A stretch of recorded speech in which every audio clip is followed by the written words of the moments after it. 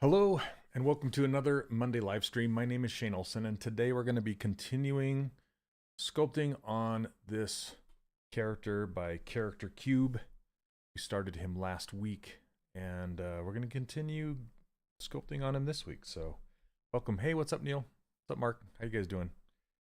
Okay, so this is where we ended off last week. Is this naked guy in flip-flops is what he looks like.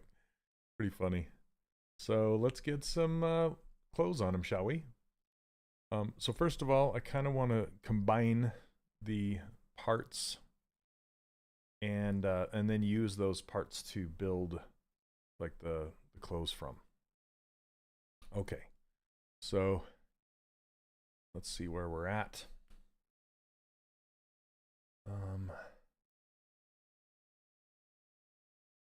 Select this body, and I'm going to duplicate this off just so I have an object to go back to in case this doesn't work out. And I need to get some music going. So what's going on, you guys? How's it going? What's new?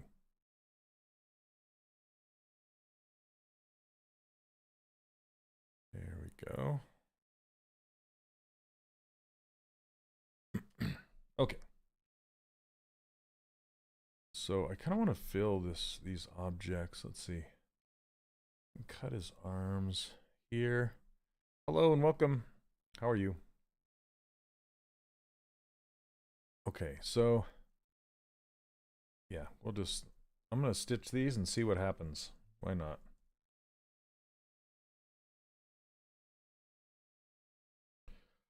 And I was wanting to go to the Lightbox Expo. I was trying really hard, and it turns out I'm too late. So, let's see. Come on. Yeah, I guess the tickets just sold out for the days that I want to go. So, I don't know where I can get other tickets for it or what. But oh well. Okay, so for this shirt, hey Brad, how are you? I think I'm gonna use this knife cut brush. Just kind of cut the shirt about here. Oh yeah, mirror is turned off. I'm gonna turn that back on. Maybe something like this. Oh, they do?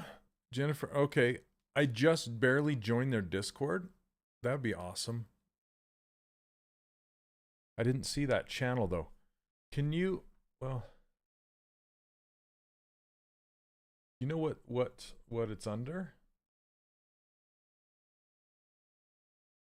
Yeah, if you could let me know what it's under.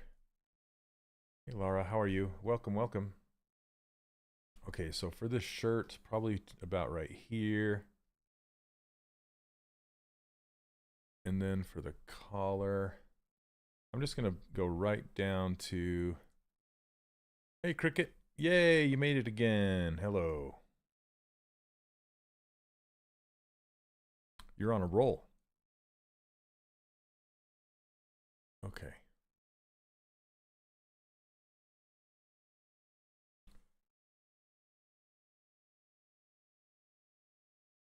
Hold on one second. Hello from Rome, holy cow. Hello, hello.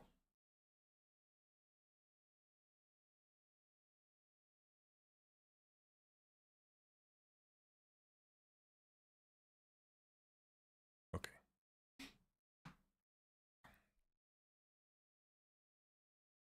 So I'm trying to think if I want to do a Z-remesher on this. But I want to just kind of remesh this collar just into the shirt itself. I don't really want this cylinder thing sticking out here. So let's see, what do I want to do here? I want to do this. Okay. Let's do let's just mess with the polygons. Hey, what's up, Ian? How are you?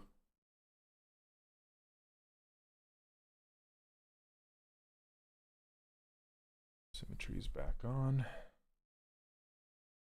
I just want to get rid of these poly groups. Come on. These, I just want to put these in the same poly group. Hey, from Ukraine, welcome, welcome. Okay, so now that this is done, now I can remesh it and hopefully have a good, something decent. So I'll try keeping groups. I don't want to do the same. I want to do like, let's try 4,000. Try that out.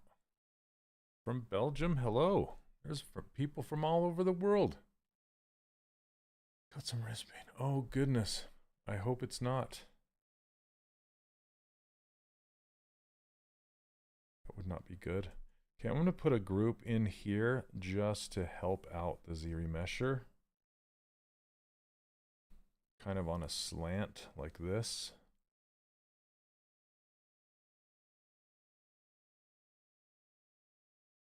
Let's see if that works. Okay, let's try it again. I'm going to turn down smooth groups. Let's see how that goes. Ah, that's better. Okay. It's got some garbage back here, but I think if we now reduce things by half, I don't know why it kept this thing. That can just go away. Maybe because it was bumped up or something. I don't know. Anyway, we can smooth this out. Sometimes you can help Z-remesher along by doing certain things. So Z-remesher will follow peaks and valleys and polygroups if you let it. So let's do it again, but I'm going to turn on same and then hit it again and see if it'll, yeah, see it rebuilds it nicer. That's nice. Okay. What's up, Spirit Chuck? How are you? Found it's a discussion thread, not a full-on channel. Okay, great. Thank you very, very much. Do they have any for sale? I'm looking for a 3-day. I'm gonna go half.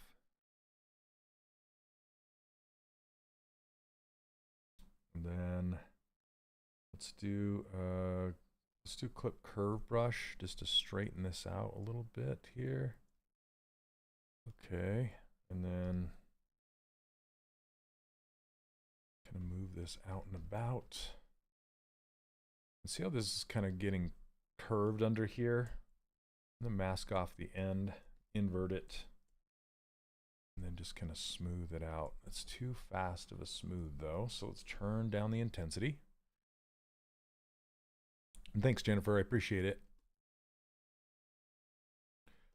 I really would like to go, but I just chose to go too late. So I recommend not doing that. Oh gosh.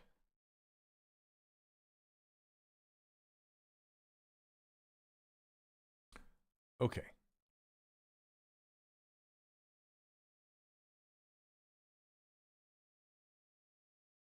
That's fun, huh? Let's grab this color and we'll fill it with this color. Come on. Stop jumping around you. Thanks, Neil. Let's see. So paint, fill object. Now he'll look he'll look like a naked mole rat. Let's see.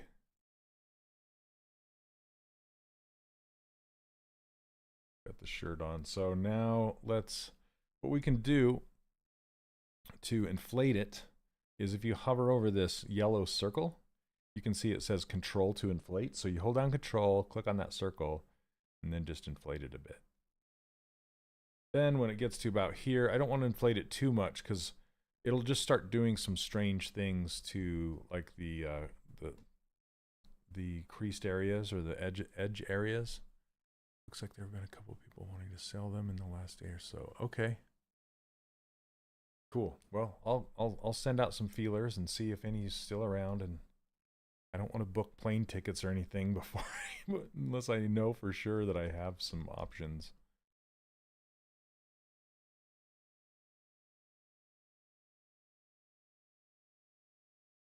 Else I'll sit out in front like a hobo.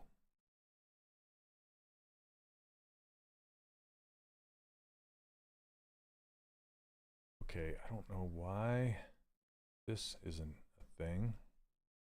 So let's go. Watching live from Ghana, man. Hello and welcome. Everybody's watching from far away. I love it. Okay. So now we have this. I'm going to, it's like Donald Duck with no pants.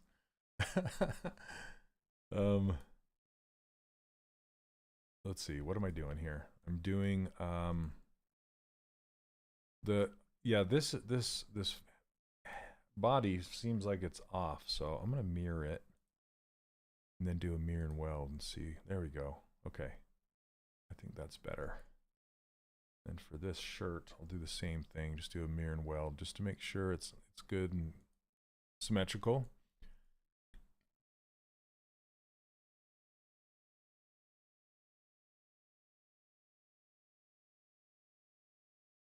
So what are you all sculpting today? Anything? And are any of you going to the Lightbox Expo this weekend? I know Jennifer is, but is anybody else?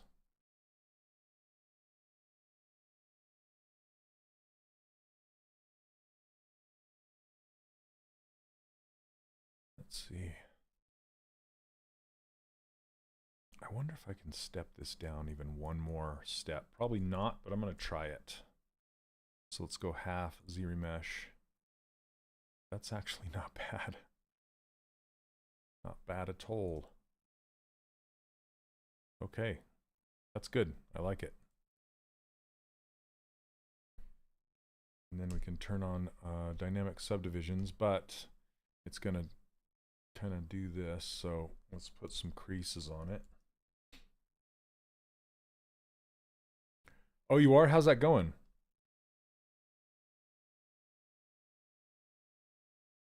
Let's do crease and crease. And I want to do crease level 2 maybe. And then turn on dynamic and crank this up to a 4 maybe. There we go. And I could crease the corner of the sculpting a game character. Nice. A little, yeah, do just in the front view. Yeah, I really want to do, oh, white. That's weird. Hey, Leonard, how are you? Okay, let's go a little bit a different color. There we go. So I'm gonna crease this as well. So let's do a crease. And then we'll get this, yeah, this nice tight line around the shoulder line, which is good. That is where the, well, it's kind of where the straps are going to go up and over, but I can pull it. I can kind of pull, since it's low resolution, I can kind of pull this away from it, from the body, where it's at. And then,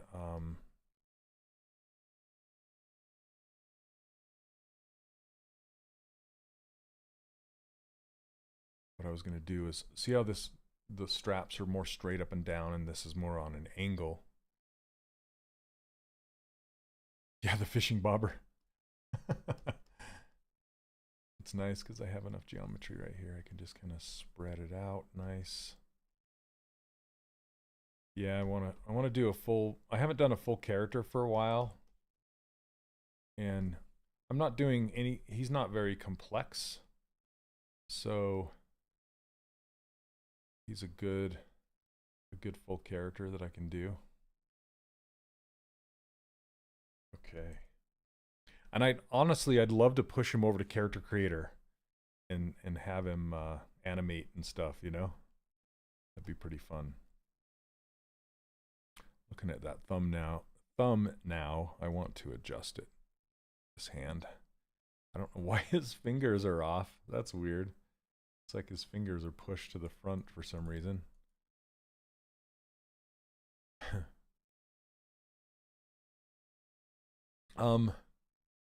Derek is working on printing my character. I think I can show you. what he's got so far. It's pretty fun to see. Where did he go?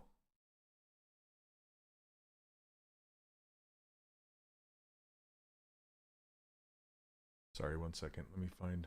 There he is. Okay. I was going to show you, Leonard. Check this out.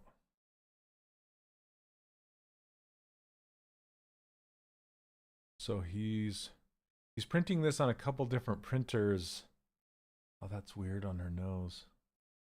A couple different printers, and just to get the details and stuff out. And he did a couple different materials and stuff, but it's really fun to see. So I keyed this in ZBrush. Why the foot's not matching up? That's interesting. But yeah, this is a lot of fun. And a little pouch goes here, and she's missing her arms, of course. And then there's like a little gem that goes in here. It's pretty fun.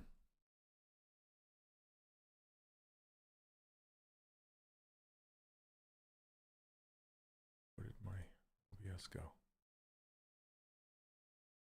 Thanks, guys. Yeah, it's pretty fun to see. Those, I can't believe the amount of detail that printers can get now. I mean, it's starting to show like some of the stuff I don't want it to show. I can show you the character with all the keys. How tall is she? I think, I'm not sure, but I think about 120 millimeters. I don't know if she's that big. I'm not sure.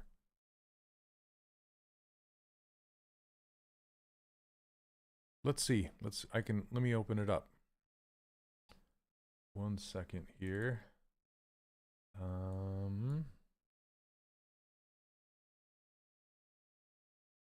CTL Space Girl cut up. We'll look at her next to my ruler here. She is 180 millimeters tall. So if you, this is her right here. I wanted to look at her nose and see what's up. French noob, hey Sphinx, welcome. Hey Rise. Is that you? Is that you, Derek? I'm showing off your stuff, man. Yeah, it does. I really need some pants. I guess that is in my sculpt, isn't it? Man, it's really showing my flaws.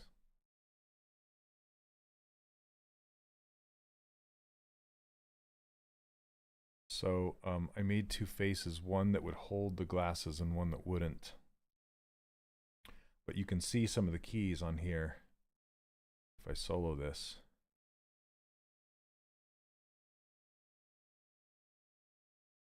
See that? Pants are optional when you retire. They're optional anytime. Here's a key on that. How is the fit anyway? Well, the fit, I can't believe the fit of this belt in here. So if you look at this belt, it has some keys for, yeah, this is what it all looks like. And then it goes down into the legs right here. And I can't believe the precision of the print. To click that in there. It's pretty wild.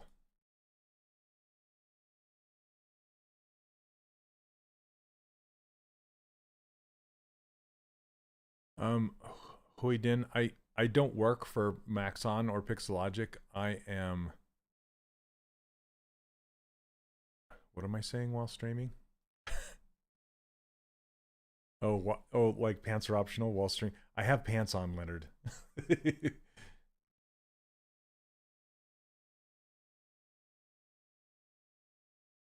Yeah, check out this.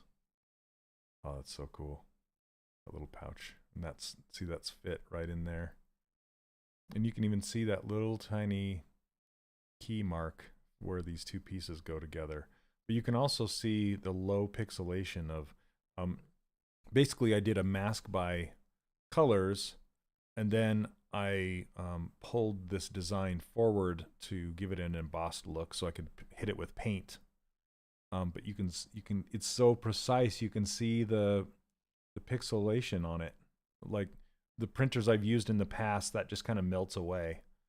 But now you can see it, and I'm just like, oh man, I got to be more precise with my with my sculpts. Jeez Louise. Jeez Louise, you guys. Okay. Let's go back to the pantsless Johnny.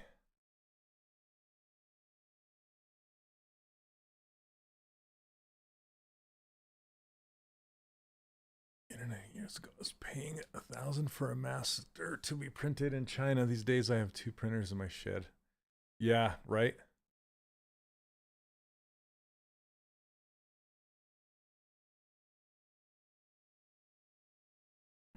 Use anti-aliasing. How in the world? What are you talking about? Okay, let's give him some pants. We'll do it the same way here. Let's save it. Sorry, I'm being a little slow today. I'm feeling a little sluggish. I've even had a lot of coffee. I'm still feeling a little sluggish. Duplicate. Hide. Let's solo this. It's so weird. Come on. There we go. Let's stitch this together.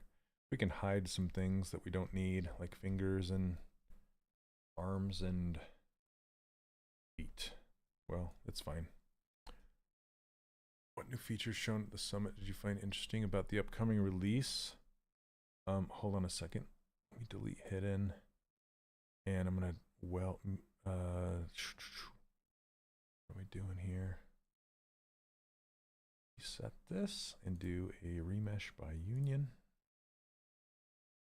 Okay.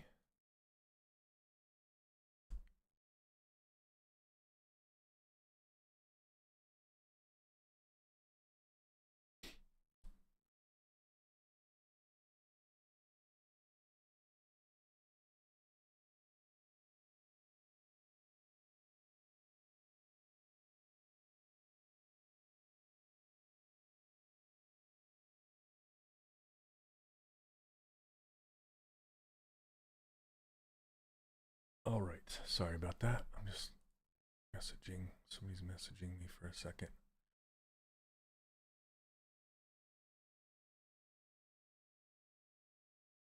Okay. Yeah, I like the anchor brushes are pretty fun. The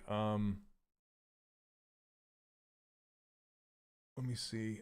I'm trying to remember the replay system.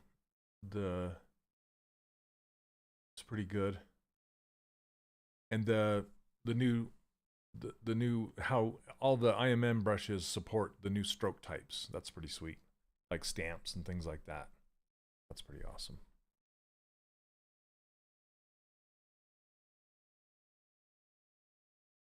Okay, and then the bottom of the pants, I'm going to cut this off.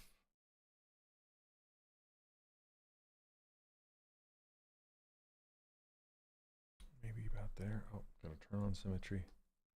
Turn on symmetry. There we go.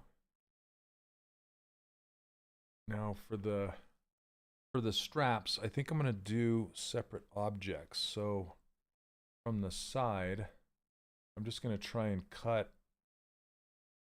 Let's see how this goes. I'm going to use a knife circle brush and just kind of chop this off like this.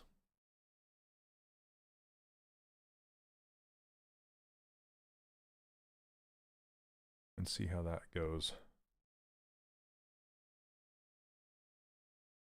Yep, I think that'll work.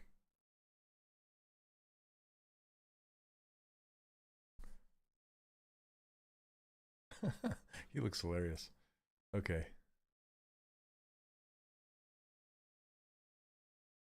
So we can fill it with this blue color. Oops. Did I not fill it? Okay. I must not have filled that shirt with that color.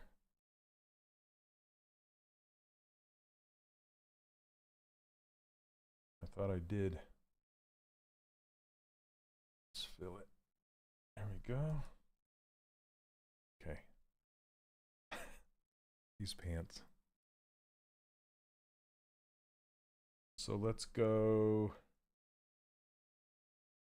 inflate it again with this center circle. I can inflate.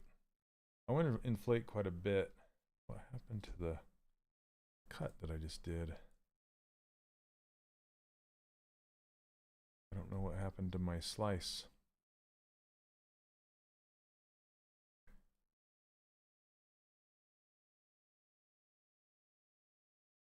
There.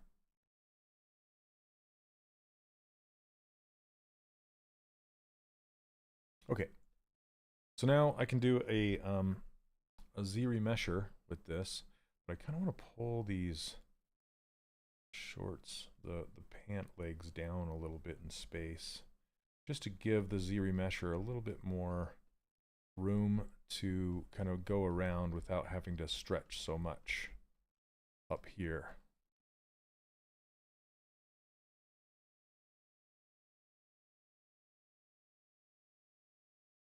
I don't want to smooth that out. I want that line there. Because if it's going from like a thin area to a wider area, sometimes it struggles. Okay, let's try that. So Z remesher, keep groups. Let's do a mirror and weld just so we have it symmetrical. Yeah, 1 second. Sorry, I'm still trying to work out Lightbox stuff, so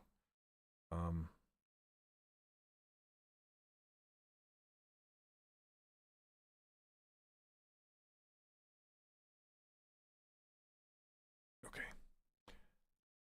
Z remesher and keep groups and turn off, well, you know, same might actually work.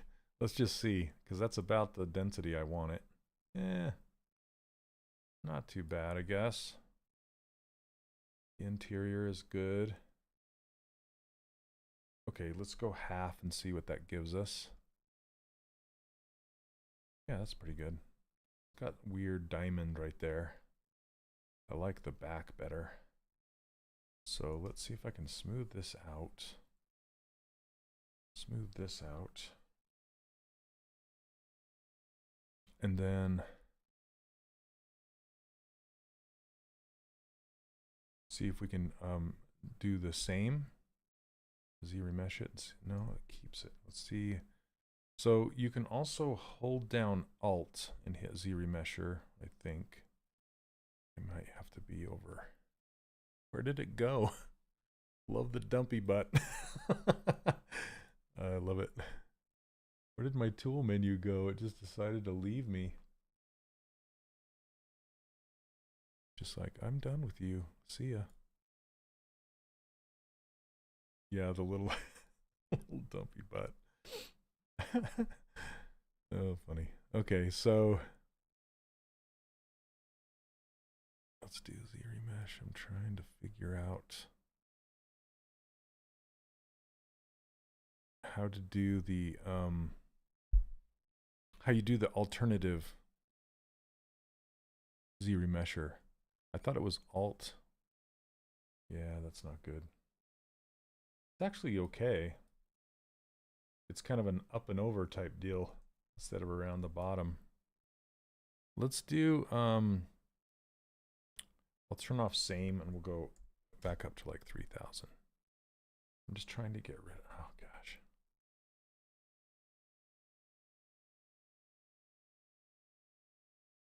Do you listen to anything while you work when you're not streaming? I do. Yeah, I do. I just usually listen to music or movie soundtracks.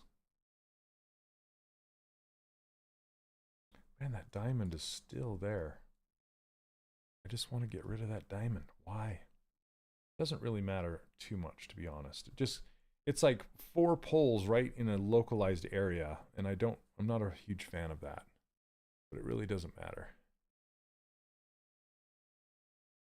It's just my, yeah, Hans Zimmer, he's the best, man. Holy cow. And it feels like you're like sculpting something epic when you listen to his stuff.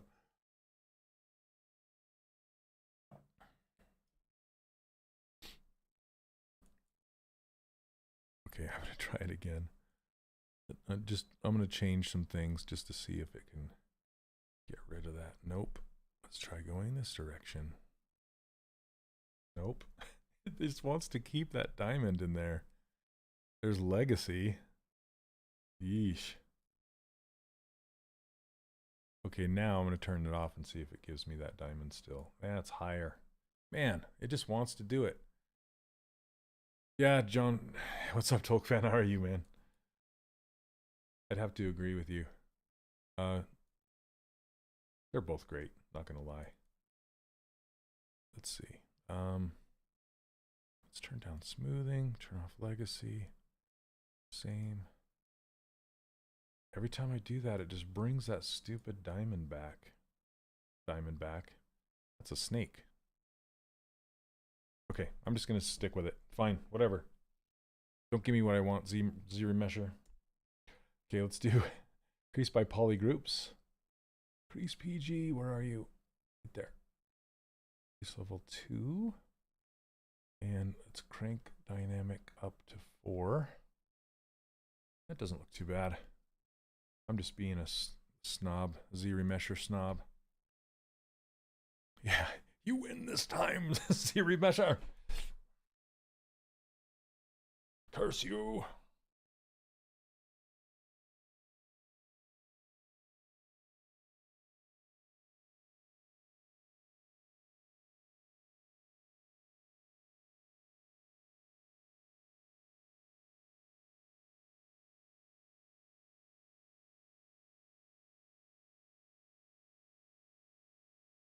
So here's a little interesting thing that I've been working on lately is I've been running a mentorship as kind of an extension of the 3D character workshop. Some of the students in that acceleration program are here today, including Cricket, hello, and Brad and Ian. Handful of people are in there. I've been thinking about moving it away from the 3D character workshop and just making it its own thing, its own community, its own thing, its own whatever. I think I've always overcomplicated things with extract for clothing. Yeah, just use what's there, you know. I'm just gonna square this off. So those straps are gonna pull from like right here. So yeah, I'll be pulling those up like that. I'm a VFX student and I'm wondering which drawing tablet would be the best to work 3D modeling and VFX art in. Do you have any recommendations? Hello, Sarah, welcome to the stream. I do have some recommendations. It depends on your budget and it depends on basically, yeah, the budget is the biggest thing. And I say, you know, just get the best one you can afford without putting yourself in a world of hurt budget-wise. And that goes for anywhere from like a Wacom Bamboo that's like, what is it, $100 or something like that, all the way up to, you know, like a $3,000 Wacom Cintiq, something like that. So, and anywhere in between. And there are new brands of tablets out there. If you're talking about a screen tablet versus a drawing tablet, I used a drawing tablet for about 15 years of my career, just Wacom Intuos series tablets. I loved them. And then I got a Cintiq, which is a screen tablet. And I just wanted to say, screen tablets won't make you a better artist. They'll just make you a little bit faster. And the only reason they make you faster is because there's a one-to-one connection instead of a disconnect from a tablet to a screen. There's a one-to-one, so where your pen is on the screen, that's where it's going to draw your mark, right? So basically all that means is you'll have to draw your marks fewer times because there's a one. Like if you're trying to do a crease on an eyebrow or something like that, you only have to do it once because you're right there and you can see it. When you're When you're on a tablet, I'll typically draw it like 3 or 4 times to get it right. So that's the biggest difference, is just speed. Some people like tablets better because you can get more comfortable in your seat, you know, where you're sitting or standing. You can get a little more comfortable because a Cintiq or a screen tablet, like Sense Labs make some really good ones too. They're more budget friendly, and they're just as good and sometimes better in other ways. Like their remote is really nice.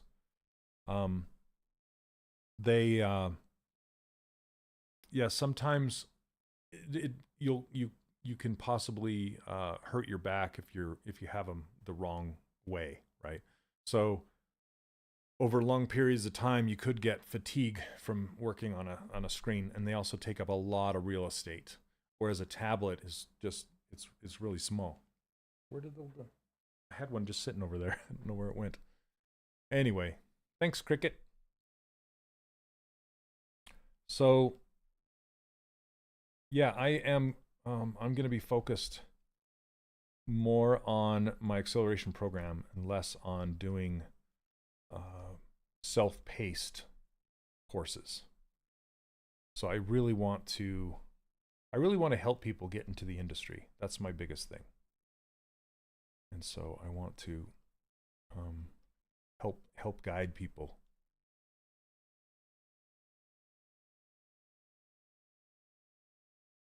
Sense Labs. I talked to those guys at the ZBrush Summit. They're a really nice bunch of people with a great product. So I did the ZBrush Summit sculpt off, not the one that was online, but they had one set up live where you sculpt a pumpkin. And I wasn't really like caring too much about it. I just wanted to test the Sense Labs screen and stuff. And you only had 15 minutes to sculpt a pumpkin. So I just sculpted one just for fun, and I ended up taking 3rd place. So I'm like, okay, I'll take it. So I won a copy of Character Creator 4 and Marvelous Designer, and yeah, I was like, whoa, these are good prizes for 15 minutes of screwing around. I wish I would have taken it a little more serious, but all right. So another way to think about things, Sarah, when you're talking about just like using the mesh that's already there and just extracting it off. So the lizard, if you were here earlier, all I did is cut. I didn't really extract it. I just cut it. I just had the body and I deleted what wasn't the shirt or what wasn't the pants. So I didn't really extract. I'm not a huge fan of mask extract, to be honest. It gives you very pixelated edges. Maxon does not own Character Creator or Marvelous. They're owned by different companies for now. Dum dum dum. No. Okay, so this is what I was going to show you for these straps right here. I mean, there's so many ways I could do it, right? I could do the topology brush and just draw the strap. That's how I used to do it. I would just draw the strap across there with the topology brush and then give it some thickness, and then I'm done, right? Or I could do a mask on here. But the problem with mask extract as well is you need a high level of density in order to paint your mask, in order to extract it off the surface to get a decent looking edge to it. That's why I'm not a huge fan of it. So what I've been doing since I make my characters for 3D printing, I just kind of go all the way through. Okay, like I'll just, like these pants, right? I will just, it's solid all the way through. It has a cap on the bottom and the top. There's a cap. So now I can 3D print this knowing that there's not going to be any gaps or holes or anything like that that can capture resin. Same with this shirt. This shirt has caps. It doesn't have thickness, right? So okay, with these pants, let me fill it again. I'm going to insert a cylinder. And I'll just put it somewhere around here. Doesn't really matter. And then we will split unmasked points, arrow down, turn off dynamic for a moment, and then just go, whoops, let me turn on local symmetry. And then we're just going to shrink these down. And then we'll just spin them. If you probably see where I'm going with this.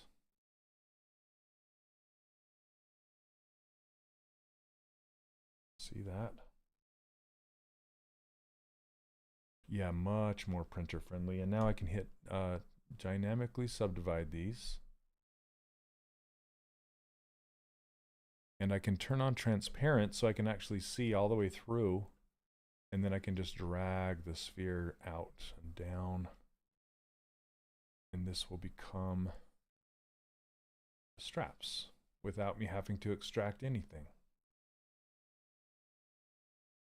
And it also helps with the flow and keeping it close to the surface. And I'm not going to get any gaps because it's solid. So it'll be thicker and thinner and yeah, all that stuff. So now I can turn off transparent. Now it has straps. It makes everything seem so much easier compared to the extract. Yep. Yeah. And it prints so much better. It prints so much better. It's a great method, Leonard, because then I can even add thickness here. And just kind of grab one side and line it up that way.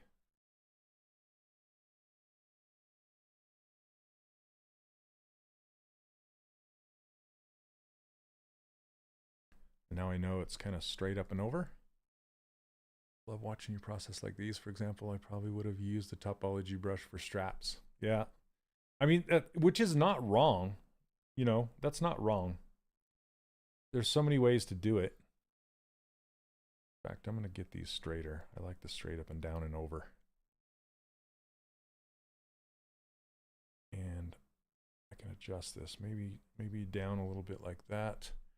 Are you allowed to put shapes into one another? Because I see a lot of great artists do this and always thought you weren't allowed.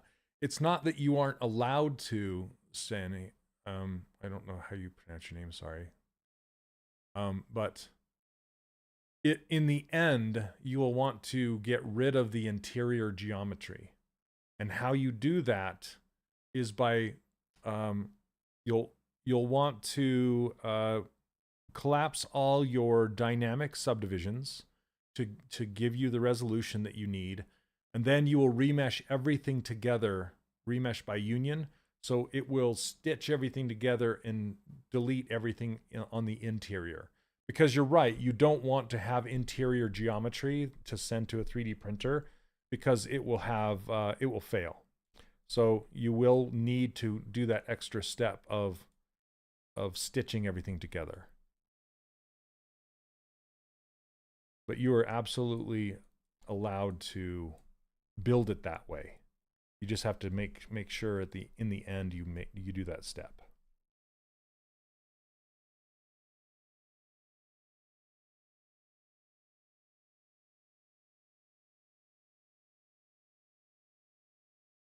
Okay. Now with this, I do want to make this is getting too thin.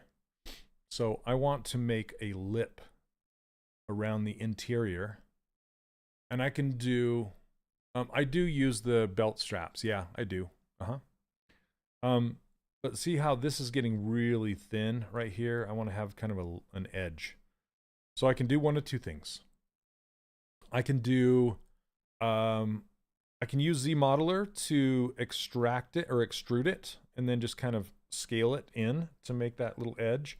Or I can use the existing edge and kind of just manually bring up this edge loop to create a lip. That takes a little bit longer. So I'm going to try, hey, what's up, Justin? I'm going to try to use the ZModeler brush, and we'll do an extrusion. I can do an inset as well, But I think the inset's going to go down the side, and that's not what I want. I'll try extrude, polygroup all. Okay. And we will extrude like this. There we go. That's what I want. See that? See, now it's not so thin. And now I can bring it down on the sides. So let me turn off dynamic subdivisions just so I can kind of see what I'm working with here.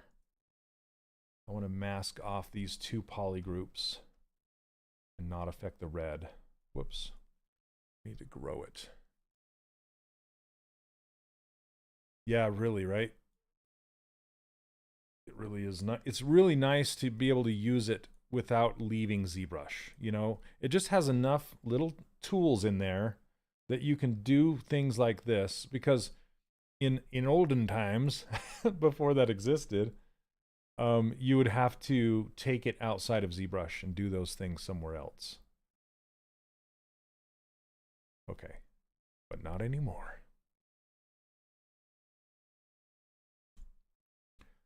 Okay, also, if you are interested in my acceleration program, please feel free to reach out to me at shaneolson@3dcharacterworkshop.com. So shane.olson@3dcharacterworkshop.com. Neil will put a link on the Twitch side. You can't put links in the YouTube side of things. Where's my chat? I'm not even showing my chat bar. That's weird.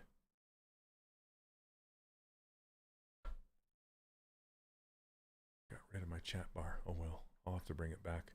My first experience was with ZBrush 3R. Yep. Yep. That's about the time I started learning it as well. Can you do another way with an edge loop? I mean, sure, you could. There's so many different ways to do things. And if I wanted to, I can make this look more like cloth now that I have that edge. So, for example, I could slide it. You and me both, lady. Okay, so let me do slide, edge loop complete. I'm going to slide this closer, and then I'm going to uncrease these two. So I could also slide this one just to even it out. So crease, edge loop complete, but I want to uncrease it, so I'm holding down Alt, clicking those two, and then when I hit subdivide, it makes this softer. So it looks like it actually has a cloth edge, but it still has a cap. And you can do that with the bottom of the pants. So if the boots go up and underneath those pants, and I want it to look like a, you know, cloth, I can do the same thing as I did up here, but I'll use inset instead. So I'll do inset, polygroup all, and let's see if I can get it to work. Well, I want it to do the whole thing. Border only. What's standard? No. See, that kind of works. Yeah, I'll just use that, and then I'll extrude this up. Extrude. What am I on? Extrude, polygroup all. Okay, got it. So I can grab this and push it up in there. Just a little bit. And then I can mask this off and then scale it down to give me more of a beveled edge right here rather than a straight 90-degree. And then just like I did before up top, I can uncrease these edges. And then when I subdivide it, come on, baby. Subdivide it, it'll give me a nice, oh, I don't know why it creased those edges. There's some weird creasing going on. I'm just going to uncrease everything. Uncrease all. Subdivide. There we go. So now it gives the illusion that it has thickness and it has cloth. So that's a good way to do stuff. And then when you unhide it, you can see how it looks like it's made of cloth, and the cloth goes up in there and it it has thickness, but it's actually capped off. So when you're printing this, it's nice to be able to like take this, if this was a boot, and then key this boot up into the leg underneath, and then this overlap will hide the seam of the print. Is there a weld brush somewhere? I had an issue with ZBrush and Dynamesh this morning. I ended up using Sculptris Pro and then sending it over. Like welding points? Yeah, you just hover over. So if you hover over a point with the ZModeler brush, hold down the space bar, it's called stitch. And you can stitch 2 points together, and then you're telling it where to end the points. So you can have them stitch to the first point, stitch to the last point, or stitch in between into the middle. But it's very slow, and you have to do one at a time. So that's what this is, weld points right here. And there is a weld distance right here. So that sounds like that's what you tried. It's tricky because sometimes your points aren't close enough, so they don't get welded. So you'll crank the distance, and then it welds too much stuff together. So it's better if you run into that issue, it's better to either like move them with the move brush, like get them more predictably close to each other, and then do a weld points, or do it by hand using the stitch. Okay. So now it kind of looks like cloth up here, and it looks like cloth down here. And then we can put our straps kind of go over the front of the pants, but I have these shapes. So what I can do now is I'm going to square it off. And how I'm going to do that, give ZModeler a try next time. Yep. Oh yeah, if you have lots of points, it can become a nightmare. And then you'll be welding points in your sleep. Because there's so many. Okay, so I'm going to take the bottom of this and make sure perspective is not on. I'll take a clip curve, and I'm just going to clip it flat like this.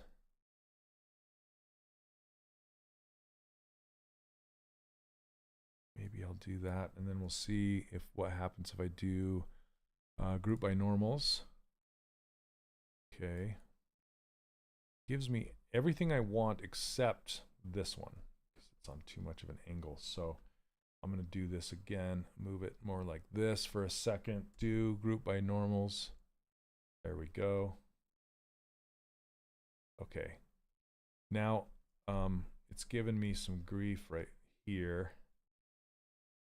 So basically what I want to do is remesh this, Z-remesh this. And I can actually weld these together too, but let's do a mirror and weld and do a Z-remesh. So let's try same. There we go. That's not good. Okay. I think it's because I squished it instead of cut it off. So hold on a second. Let me undo all the way back to here. I'm going to use the knife brush instead. Knife cut, because that's going to cut it. It will make triangles like that, but it's not going to squish all the geometry into itself. Pro welder.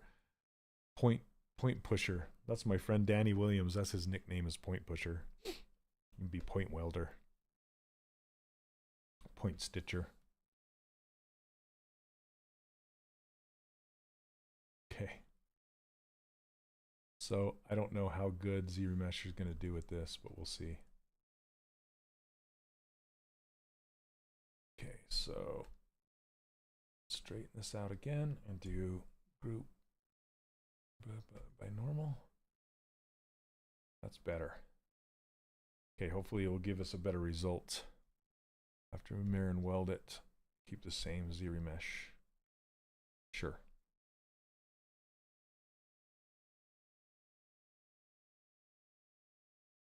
Okay, so now the whole reason I did that is because I wanted a straight edge end to it.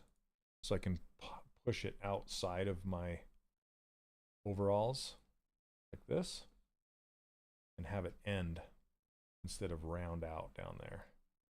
And I could have done it with a poly loop if I wanted to. There's so many different things, so many different ways to do things.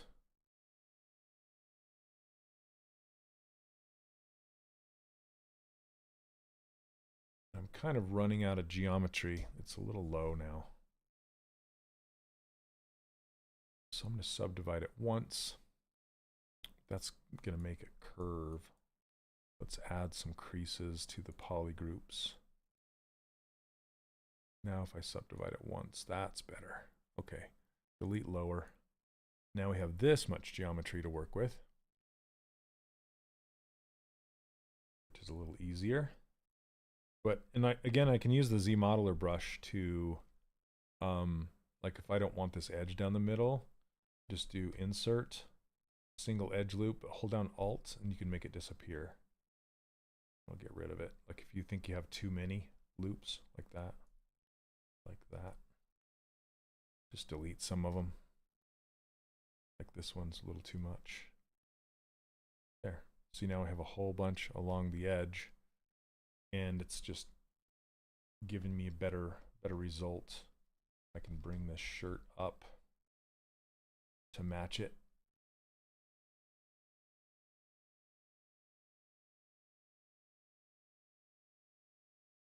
And then I'll put a big black button right there. I could put, you know how some overalls have like that, I think it's kind of painted right there, hinting to, you know, the seam areas. I could go in there and put more detail in and fidget with the seams.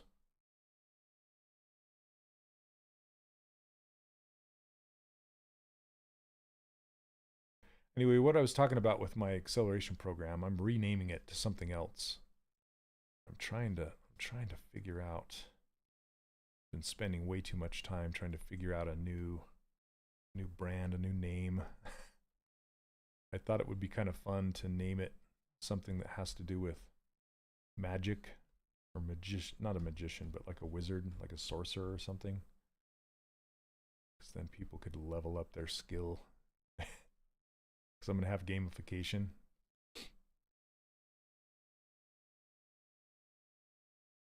It's just a fun theme. You can do a whole bunch with it.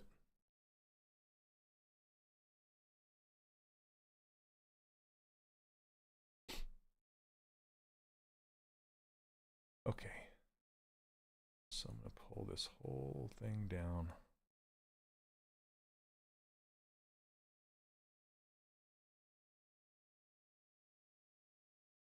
These streams expand my brain. Nice. That's the point.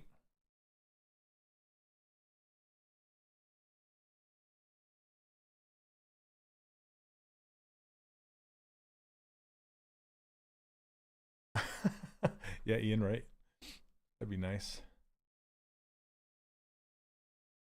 I just thought I was talking to Brad about it earlier. It'd just be fun to have these little lessons that are like compartmentalized, but instead of lessons, calling them spells, like you're learning spells, like you learn the retopology spell. It's totally nerdy, but I'm here for it. I love it.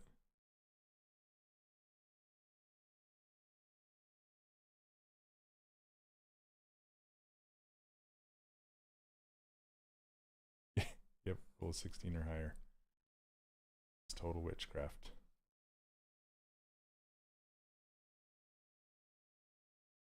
I could call it Shane Olson's School of Stylized Characters.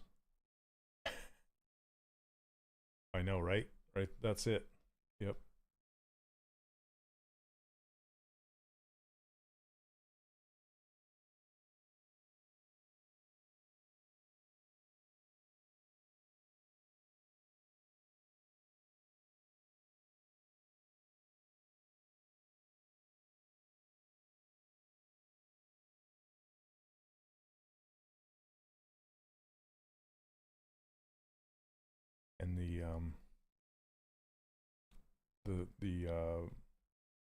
the group would be like the apprentice. It'd be the apprentice level.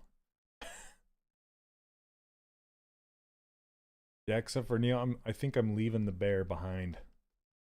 He's part of the workshop. So I got to come up with a new mascot. Yeah. I think it goes 1-to-1 with the territory, right? It's kind of this guy kind of reminds me of Wreck-It Ralph a little bit in a way.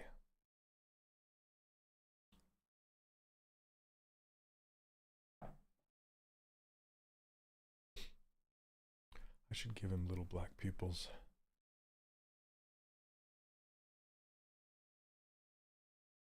Here, let me fill these straps with color.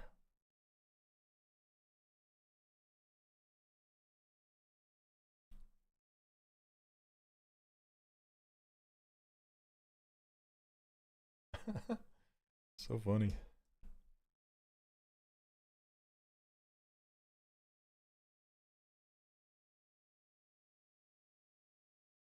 Okay, let's make him looking down through his nose that he can't see. It's like a fly in his nose.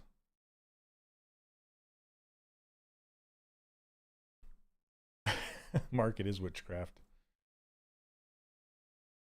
Witchcraft and wizardry.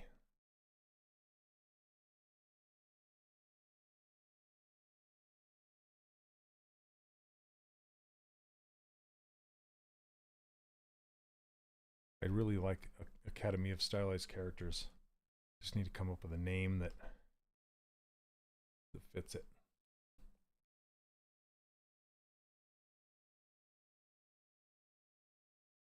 Like those eyes need to be closer. Jeez. Those eyes are close. That's what Wreck-It Ralph got into after leaving the game world. Yep. Wreck-It. Fish it, Ralph. Okay.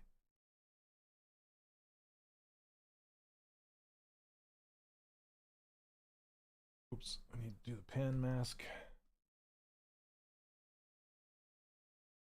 Just gonna do my eye trick. I just want to bring those eyes closer together.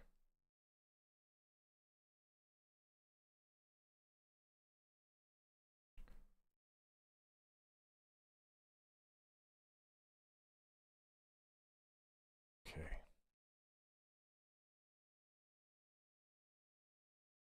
That's pretty good.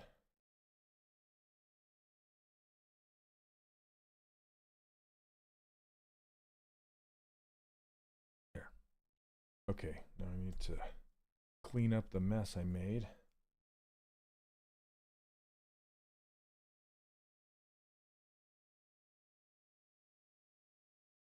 That's better, but now his eyes even can't see through his nose even more. Maybe I can pull that nose down just a little bit.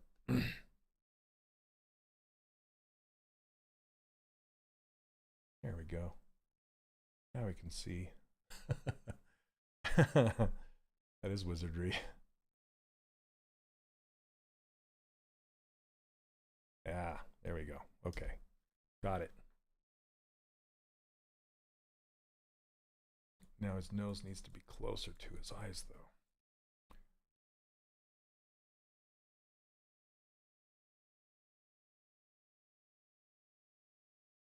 Like this, maybe?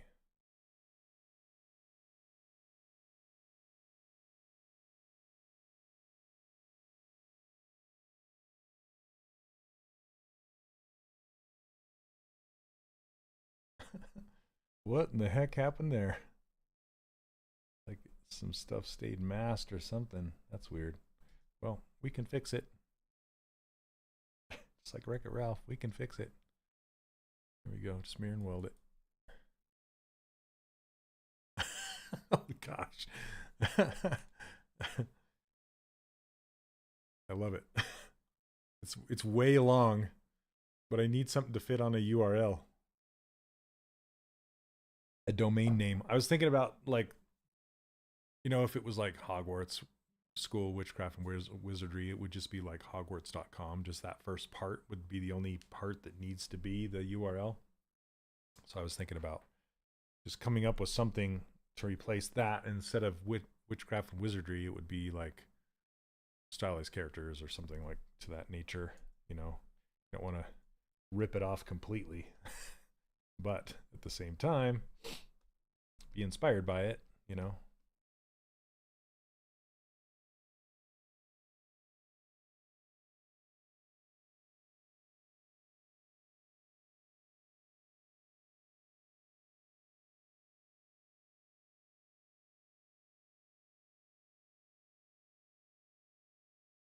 Okay, let's put those little buttons on there.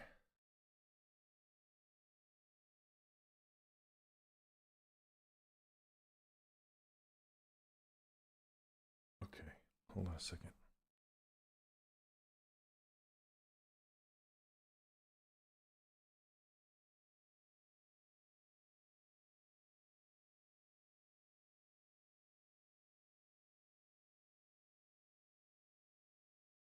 Sorry about that. 1 second. I'm doing lightbox stuff.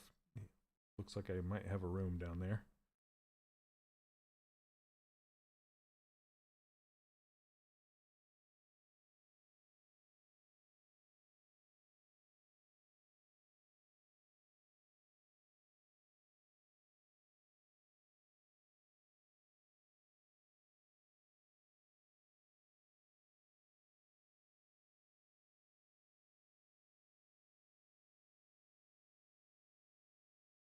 Okay.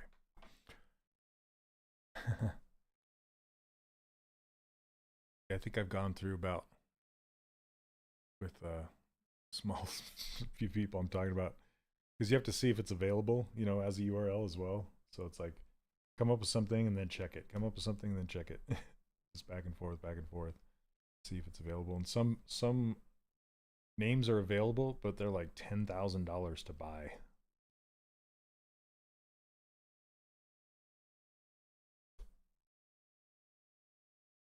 I wanted to do like primitiveobjects.com. It's like $10,000, something like that.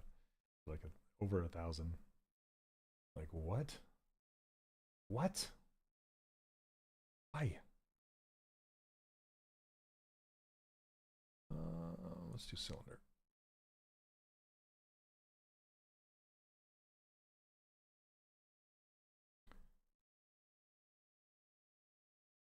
I know. They just sit on them.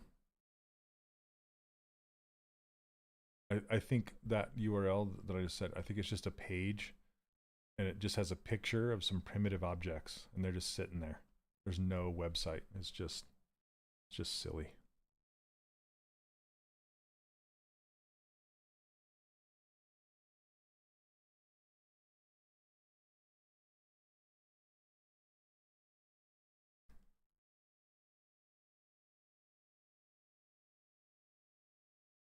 So why not use 3D Character Workshop? Because I'm this is a different thing, and I don't want people to be confused by it. It's not part of it. And then I'm trying to help people, like it's a transformational thing, not a learning thing. It's not just a self-paced course. It's mentoring and me helping people get work in the industry. So it's yeah, I just wanted to be a completely separate thing.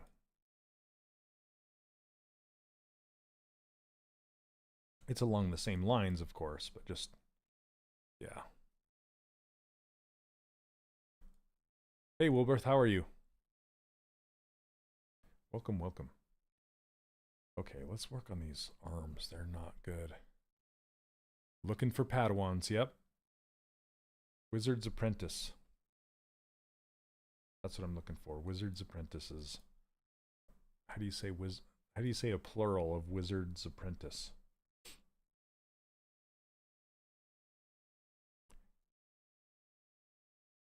I really love the theming of that wizard idea.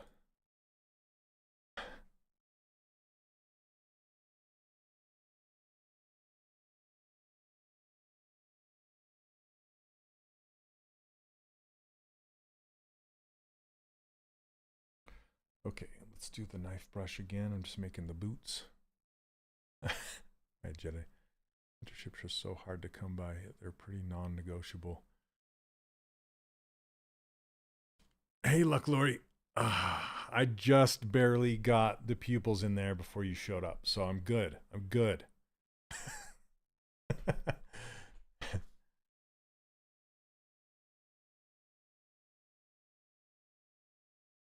Yeah, you know, I decided to do a mentorship because I basically want to compete with the art institutes of the world, right? Because I went to the Art Institute of Seattle and took out student loans and all that kind of stuff. And by the end of it, I was not prepared, you know, to go into the industry. Like they didn't prepare me. What I learned on my own. And yet I had all these student loans, and it just made me super grumpy about it.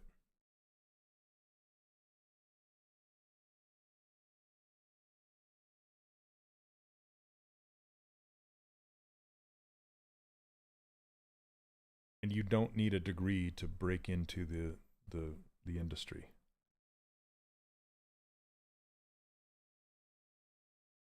At all. You need a good portfolio. That's what you need. You need to show people that you know how to do the work.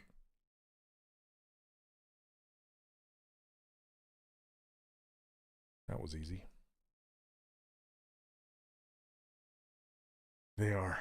Yep, they are. So, you know, even though my acceleration program, my mentorship program is expensive, it's not cheap by any means, but compared to those types of schools charging upwards of like 40K a year, it's way cheap, you know, comparatively.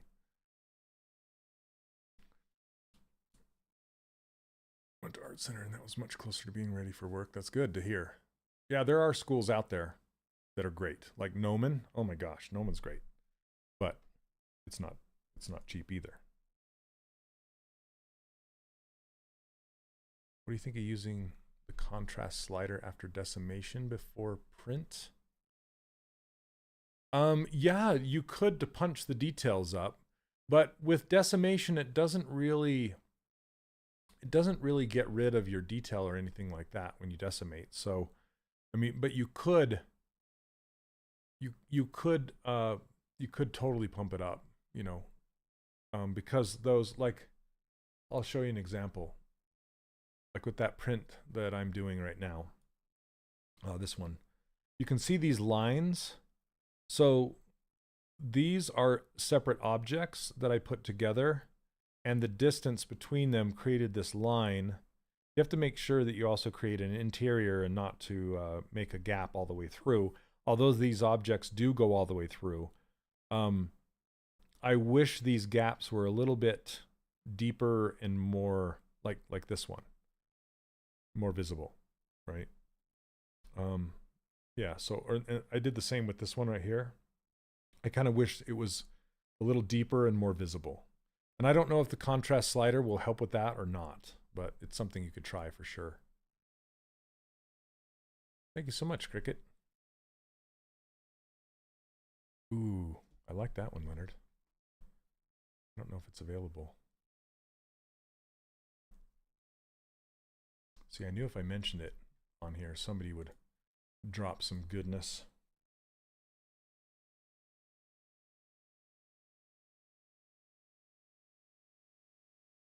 Oh man, it's available. Nobody go take it. That's a good one, Leonard. I like it.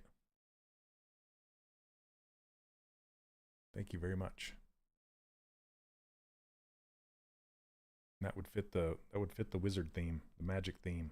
It's like you're putting together a character potion.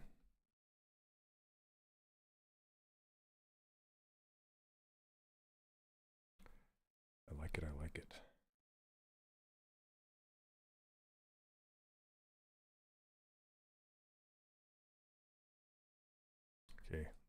The boot soles are way too big now. That's funny.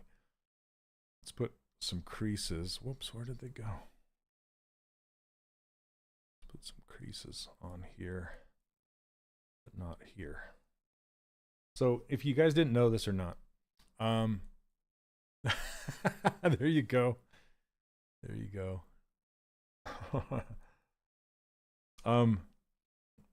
So you can crease stuff by hiding things. So for example, you can crease by polygroups, which will put a crease between these two polygroups, but I only want one around the top and around the bottom. So I isolated these two polygroups and left the open holes, and now I can hit crease, and it will only put a crease around the open top and the open bottom. So now when I hit dynamic subdivisions, it will hold on to those open areas, and now can look smooth like that. And I think I'm going to make these boots, that line in these boots right here, I'll do the same thing like I did with that Space Girl and just make a separate object right here. And I can make that gap a little bit bigger for 3D printing. So, but with these, I'm going to turn on transparency so I can see where the actual foot is. Yeah, I really like that name. I've been spending hours and hours and hours trying to come up with something that would work. And Leonard just like, how about this?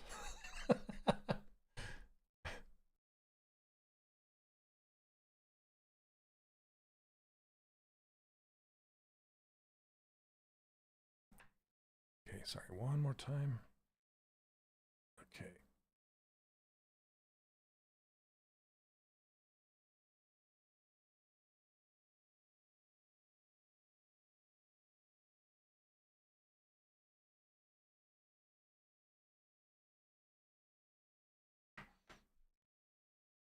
Okay.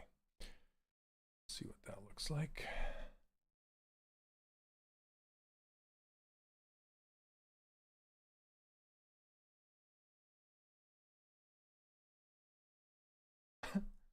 Okay, so now that I have all these clothes, I can get rid of everything that is, this confuses a lot of people, because a lot of times my students will hand me characters to review and there's still a body underneath all of these clothes. And that's okay if you're going to be setting it up specifically for like animation or like television or film, but in games that takes up extra space. Like it has a cost with it.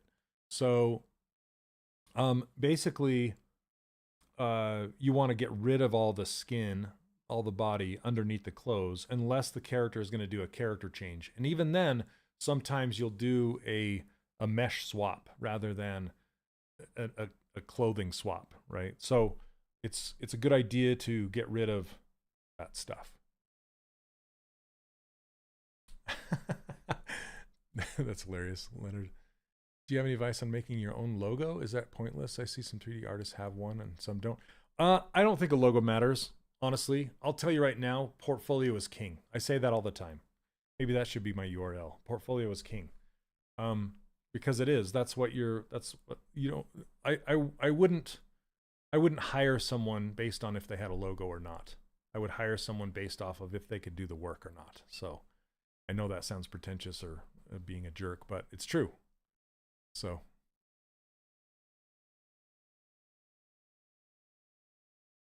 yeah, I thought about that, Mark, but I'm kind of, I want to move away from having 3D in the name, just because when you have a number at the beginning of anything, it causes issues. You wouldn't think so, but it does. Okay, so I'm going to take this body. And also, people just looking for characters, maybe it'll accidentally drive more traffic to my website, you know?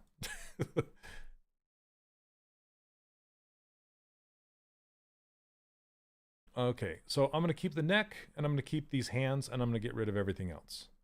So I'm going to duplicate the body. We'll hide the body, and then we'll make the neck just be by itself, which is just this big this big piece right here, and I can slice it off at the bottom of the neck so it's good, but we'll delete hidden. I can even name this neck.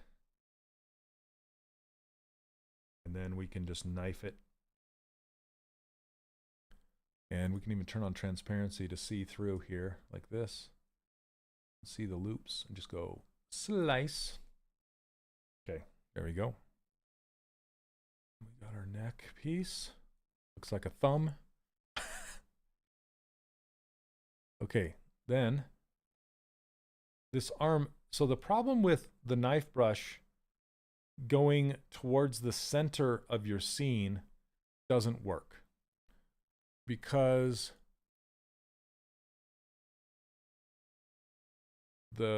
if I go like this and cut it off right here and aim towards the center, it's going to cut everything to the left of it, including the opposite side. And I just lied. It didn't do that. Okay. Nice going, knife brush. All right. Let's do it again. That's new. Because if I did it with the clip curve brush, it would absolutely destroy it. But that knife brush did it. That's great. Okay. Now I need to get rid of all these other pieces that I don't need. This, and this, and this. Yeah, right, Wilbur. Okay, so let's delete hidden. Okay, now it leaves white, so I can just fill it in. That's what the knife brush does. Then I need to move these fingers about because it looks like they got pushed forward for some reason off of here. So let's just mask off this piece and this end cap. Oh, it looks like I need to mirror and weld. Hold on a second. Mirror and weld.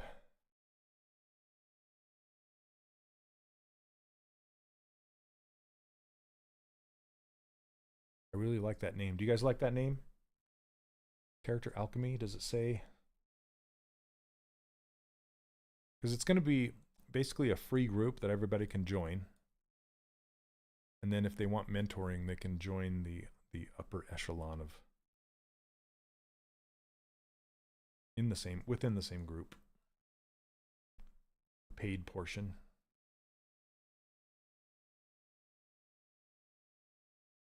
There we go. That's better. For character alchemists.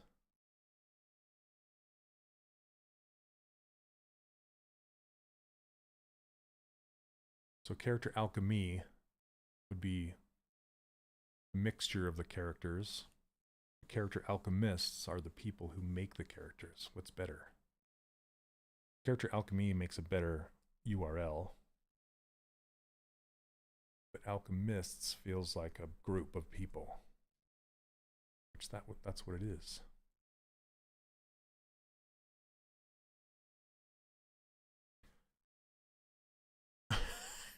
I know, Onyx, there's so many ways to use the theme, right? The magical theme.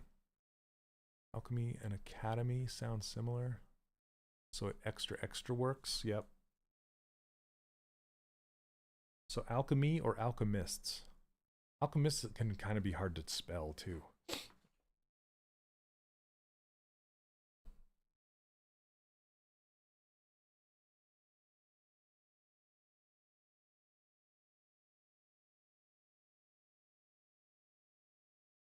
I am teaching alchemy. Teaching how to put it together. Add all the ingredients to make the characters. Where do I send the check, Leonard?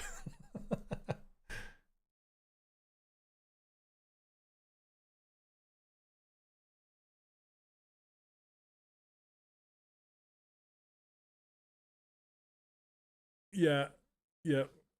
Comment was either way, I'd have bookmark to it. So once you typed it in the first time, you're good. Alchemy is what you offer. Alchemist is what you produce. Yeah.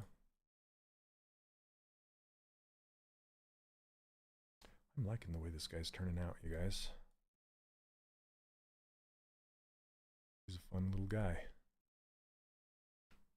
Please make some t-shirts. Oh yeah, for sure. Do I pour the potions into my PC or into my... Yes.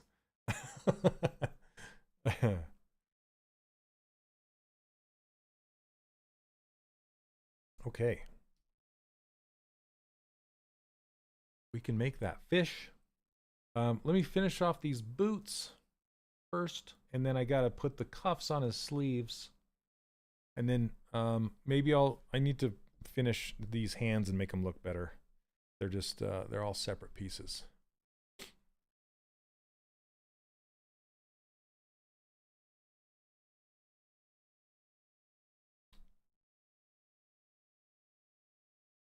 Okay, let's do the cuffs first. And again, work smarter, not harder. So instead of like trying to figure out, you know, do I take a sphere and squish it into this? Do I draw a retopology over the top of this and make this thing? Or just use existing topology. You can see 2 rows of polygons right there that I could use.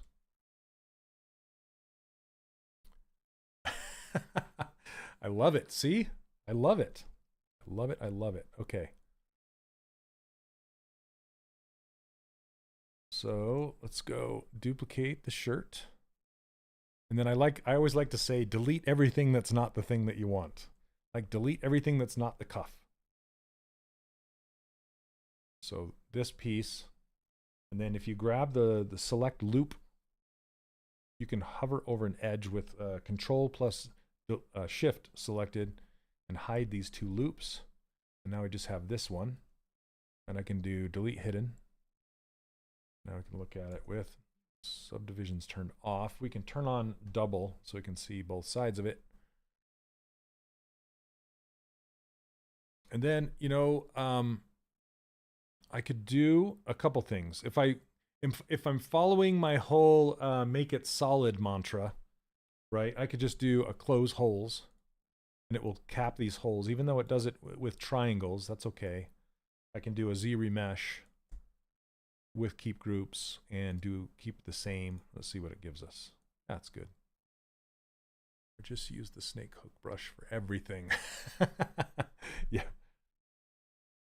The magic brush.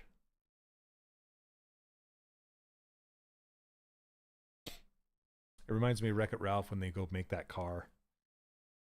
That car scene cracked me up. Making her go-kart. Okay, so now we have our sleeves. Let's scale them up. Okay, there's kind of a hidden thing.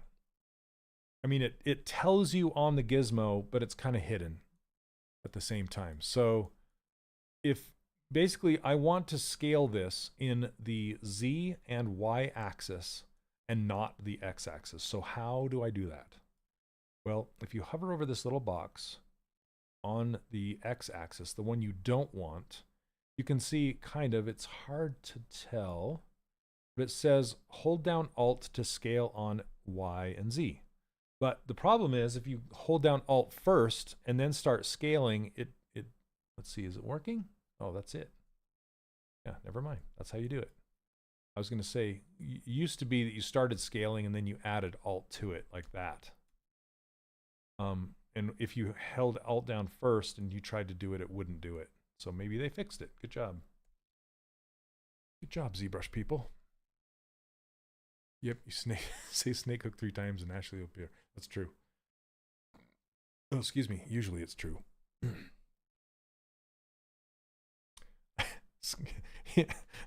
Instead of rolling up his sleeves, he rolled up his skin. Gross. All right, let's change that.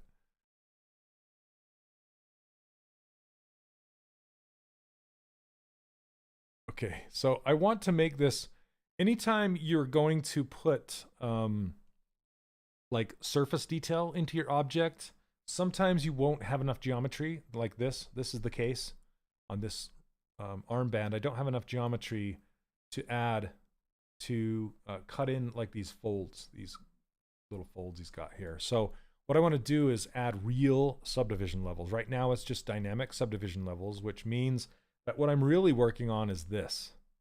And that is not even enough geometry to work with. So I could do the Z modeler brush and insert edges. Like I can insert this one, and that'll give me more, but still not enough. But it does give me more even topology, which I like. But I'm gonna hit Control D 1, 2, 3, maybe 4 times, just to give me enough geometry on the surface that I can then grab either the carve brush or the cloth brush. Let's try carve and see what we can do. And I just want to break the silhouette and go from one side to the other with a cloth cut like that. So it'll break that silhouette. And you don't want to just do one line down the center. You kind of want to do it across. Or you can even do an S like this. And then you can come in on the front and do an opposite one like that. Something kind of fun.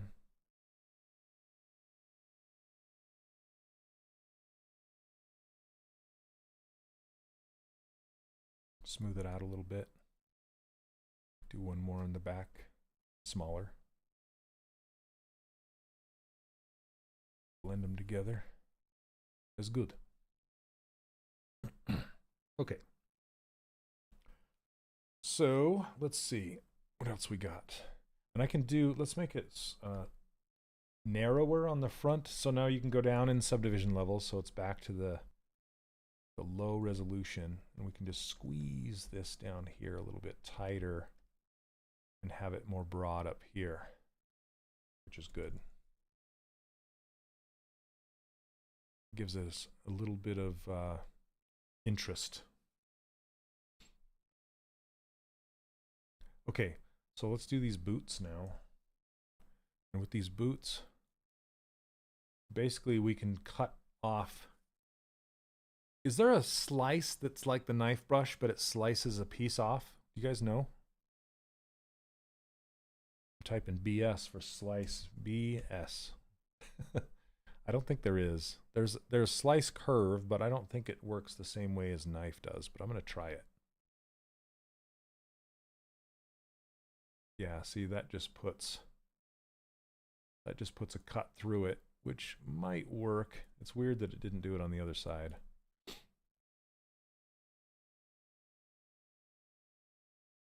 It's pretty clean. And I'll just split this off right here. So let's mirror it. So I'm working on the other side. Mirror. And then I can delete this one. Let's turn off. Whoops. Turn off symmetry. Hide this one. No, come on. Hide this one. There we go. And delete it. So now I just have this guy. And what I want to do is split these off. So an easy way to do that is just to isolate the top that I want and do split hidden. What that does is it splits it into two different polygroup or subtools. So now if I isolate this one and this one, now we're closer to what I want. But this has a open hole on the bottom, so I'm just going to do close holes. I could take this and duplicate it and flip it and make a cap for the bottom, but that's too complex, and it has triangles in here. So I'd rather just cap off the hole, so close holes like this, and then Z remesh it using same. And hopefully it'll give me a good result. Yeah, it's pretty good. There we go. Got rid of the triangles. You'll notice sometimes that, see how it kind of goes in right here? Instead of keeping the straight? That is due to the smooth. So I'm going to turn down smoothing. Let's see if I can get it not to do that. There you go. Now it's straight. Okay, that's a better result. So if you guys didn't know that, one of my students actually showed me that. His name's Eric. Sometimes Eric's around here, but yeah, he showed me that.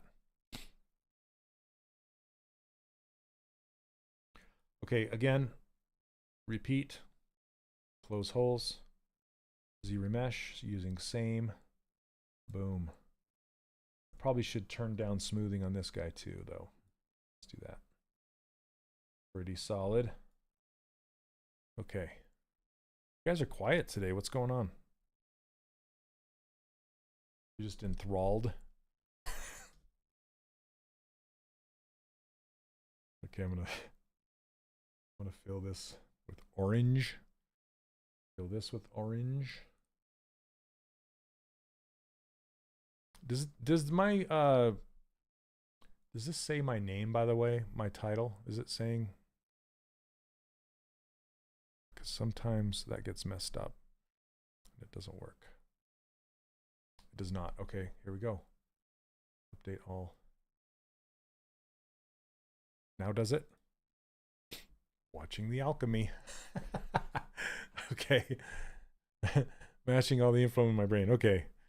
Sometimes I wonder if my stream is just stopped and I'm just streaming to no one, you know?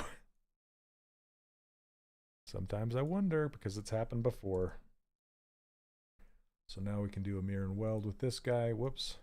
So this is what happens when you don't turn off local symmetry. Yep. Sculpting all alone. So turn off local symmetry. Mirror and weld. Nah, that's good. Do it again. Mirror and weld. There we go. Watching you make the clothes. Okay, so on this,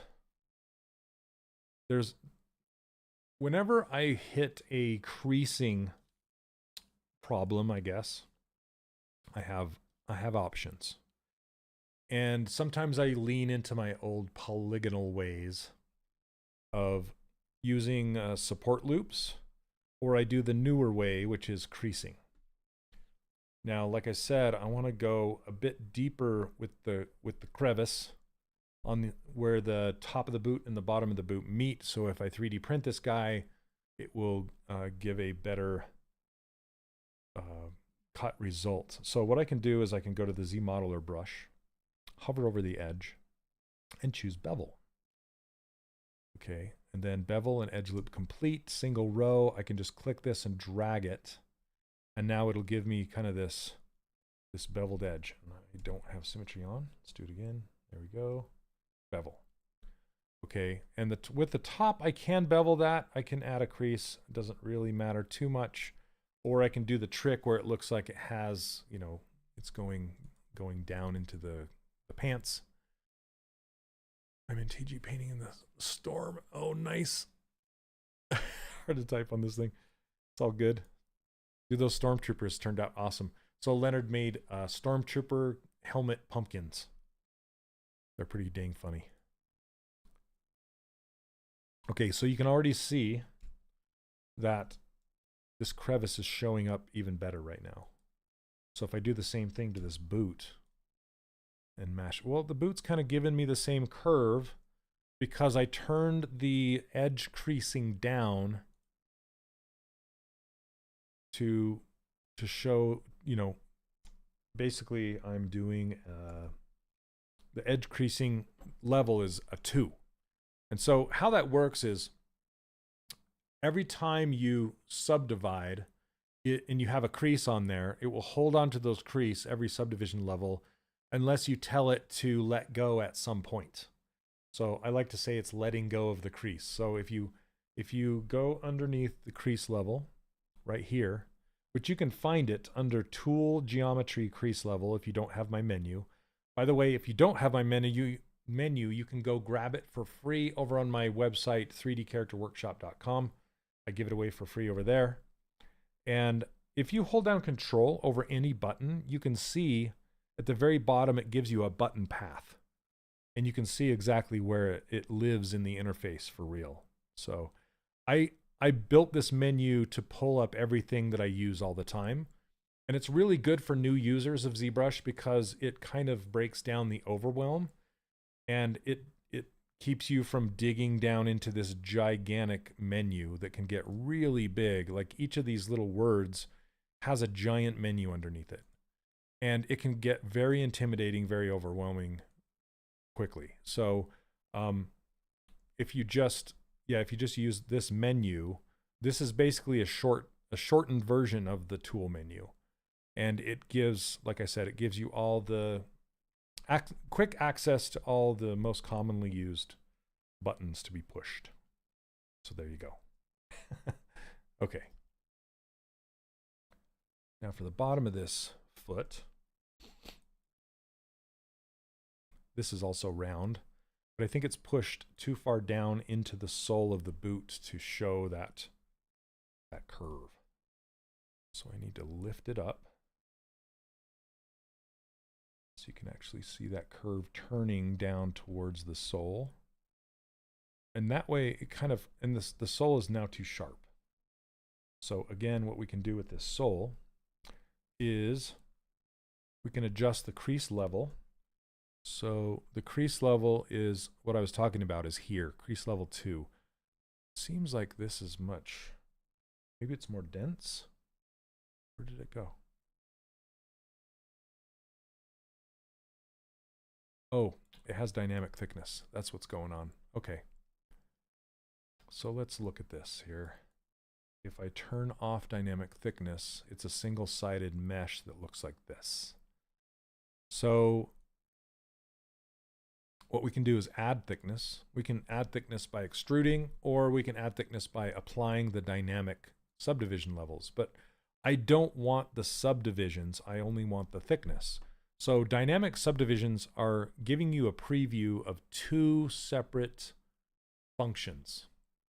So it gives you the, oh goodness, dang. Okay, sorry, interruption, squirrel. So basically, if I don't want to apply the subdivisions, I can turn that down to 0. And this is just the thickness now. So you can see the thickness is turned up, the subdivisions are turned down.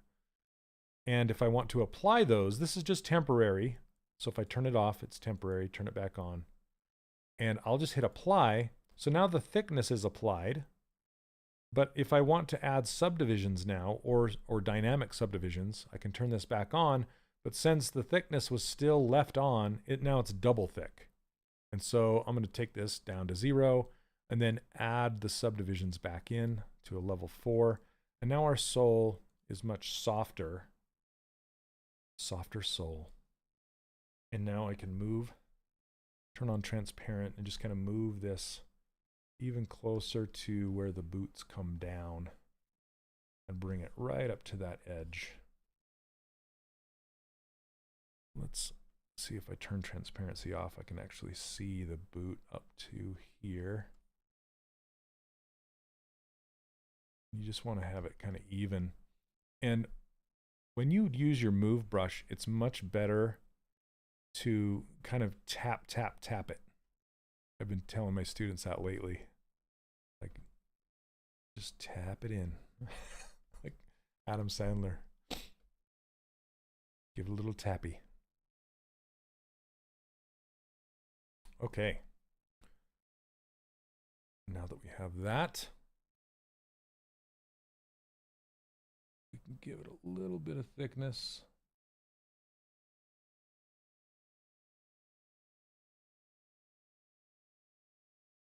Yep, tap a little tappy. Just go home. Go to your home, you stupid ball. I love that show. My brother is a golf pro. He teaches golfing, and that was one of our favorite movies growing up. We'd watch it all the time together.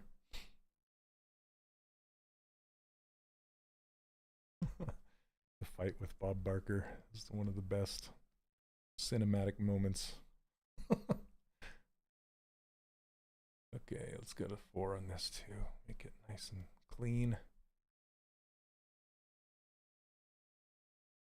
You too good for your home? I love that the guy from Happy Gilmore, his mentor, guy that has the wooden hand, he is in Mandalorian giving out. And I was like, Where have I seen that guy from? And then when it just came to me. Oh my gosh, it's Chubbs. Do I sell 3D printed models? I don't. I don't typically.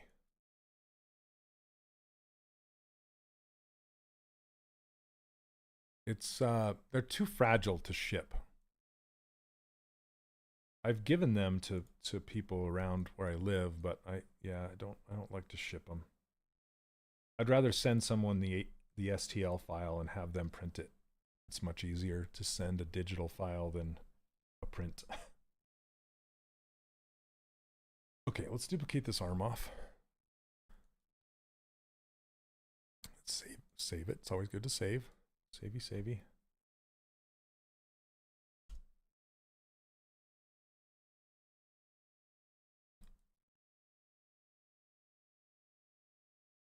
Was he Apollo Creed? I think so. I think you're right, Neil. Carl Weathers. I think you're right.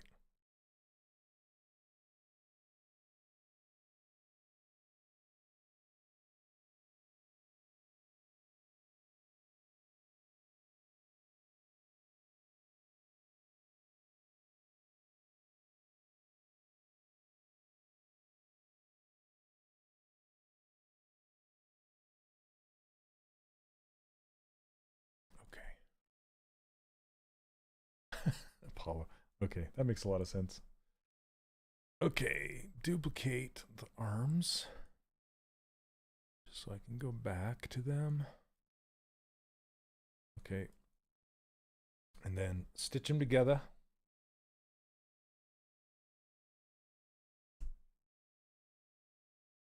Let's center this better.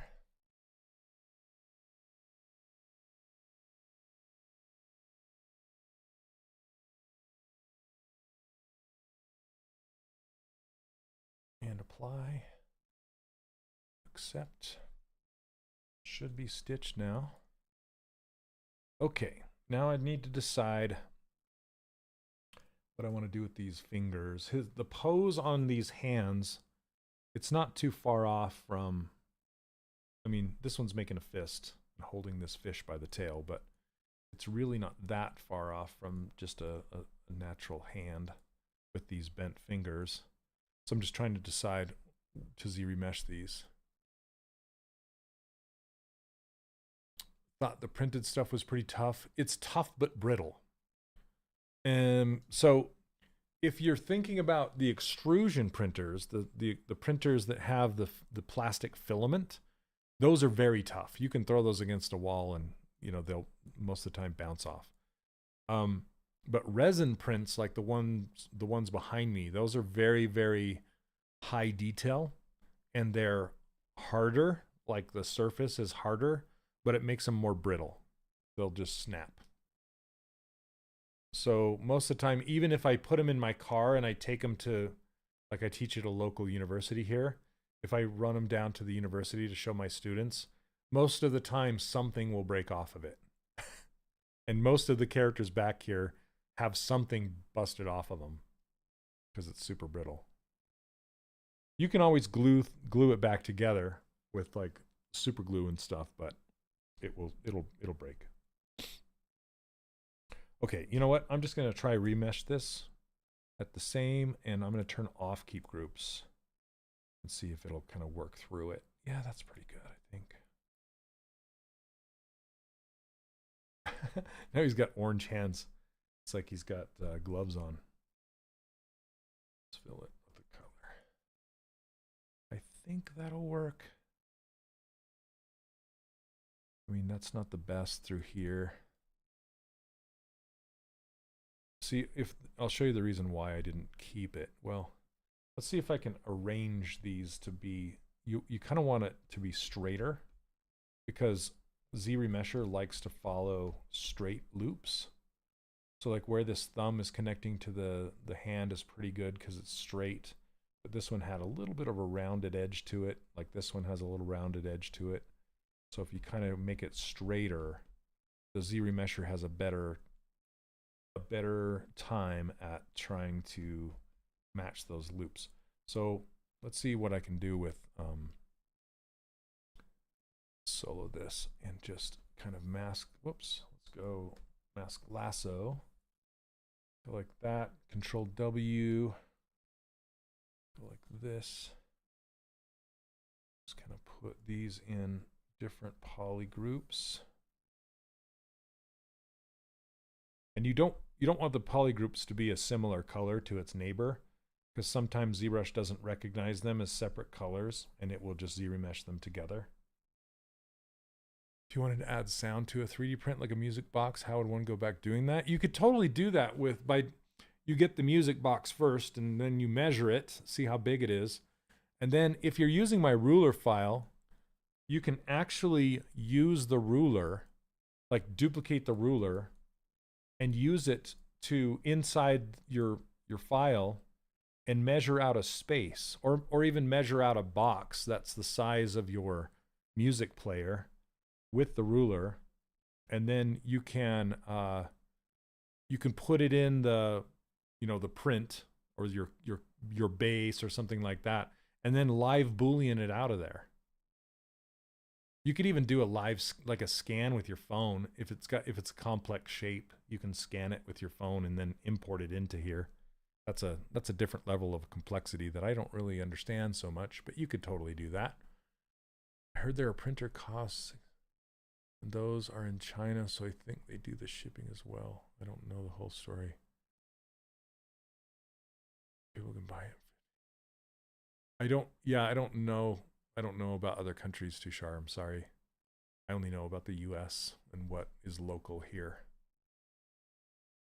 The printers, you can get a decent printer in the US for about like $600 US, five or 600, somewhere around there. Sometimes even as low as 400. That are really decent resin printers. Like usually by any Cubic or Elegoo or some of the others.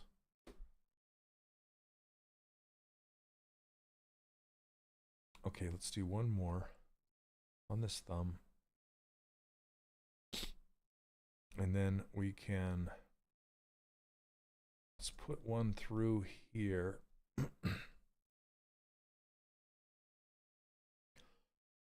Goodness sakes.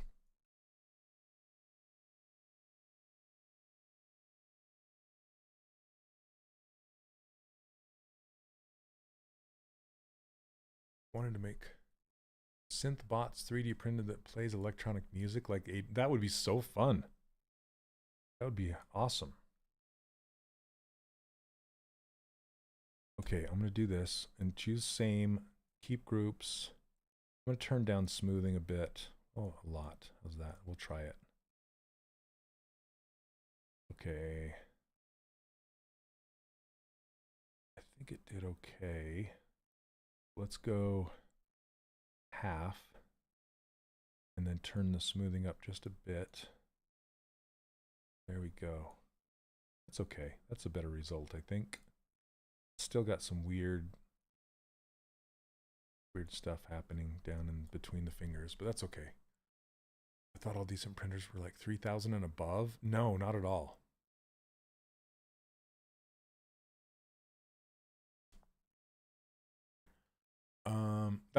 I have a Form 3 and those brand new. Those are like industry level printers. And those brand new are around $3,000. But like the smaller ones, like I got an Anycubic Photon, like this little tiny mini one for like $160. 3D printed resin table football players for a friend. He loved the custom team, but 5 minutes in the first. Right, that's funny. Oh my gosh. It's one way to end your game, right? What did you press to create your new polygroups after you masked? Control W. Do you know how devs make different facial features and body shapes to create a different customization system? I've been trying to research a pipeline method, but nothing pops up. So yeah, what I would do, are you talking about for games, or what are you talking about? Are you talking about for making them, like authoring them? If so, Michael Pavlovich just barely put out a brand new video talking about the facial setup inside of Character Creator, and he goes through and he uses he adjusts different morph targets. It's specific to Character Creator and a plugin called Face Tools, I think.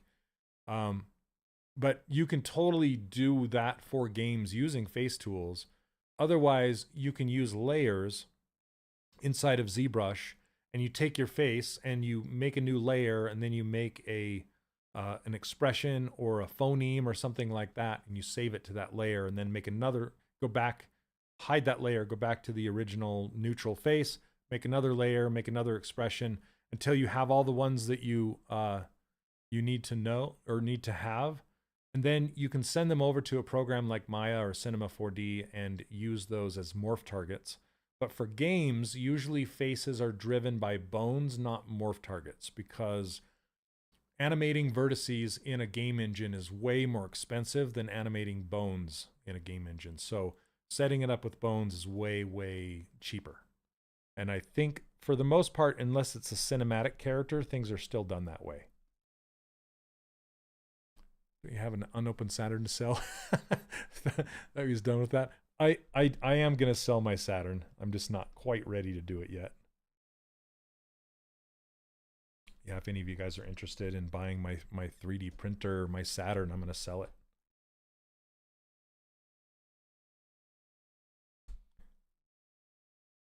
Okay, let's see. Here in Weld. There we go. That's much better. All right. Turn on dynamic, make sure thickness is off, nice and smooth. This thumb still bugs me. I don't know what's going on. I think it's just the lack of thumb meat. Get some thumb meat. Fisherman Ralph.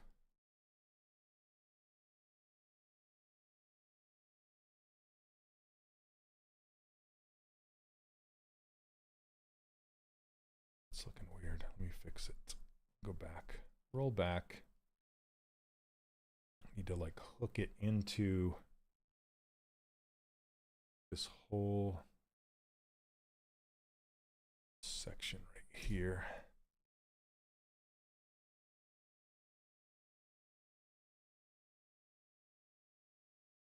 Oh, this is the different, weird. That actually worked. I don't know what I did with the one that I had actually sliced. I don't think it did it to the other side.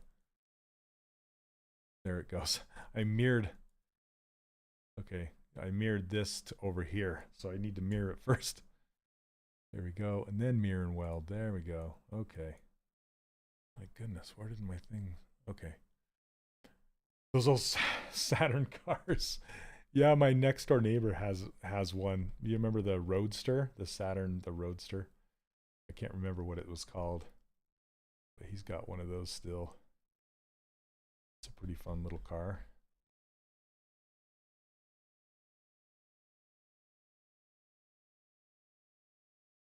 Hey Creative, how you doing? Yeah, Saturn Sky. There you go. That's the one. It kind of looks like that Pontiac.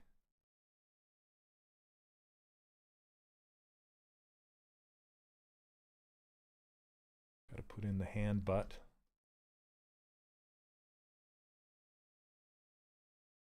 Handbutt.com. That's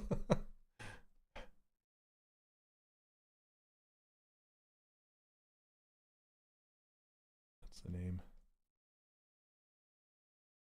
Yep, the Solstice. The Sky, the Solstice, and the Tesla Roadster, they all kind of have the same body. It's almost like they're built on the same frame or something. I even think the Dodge Neon is part of that group.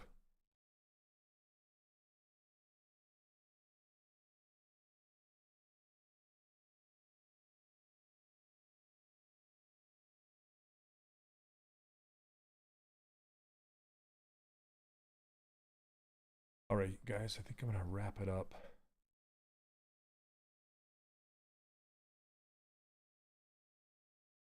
I got to go find plane tickets and hopefully Lightbox tickets.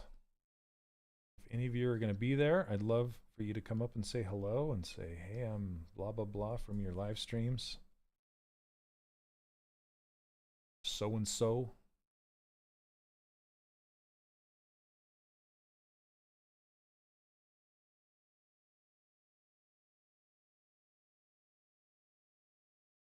Hopefully I'm still going. There's a chance I'm not, but I'm trying to really hard.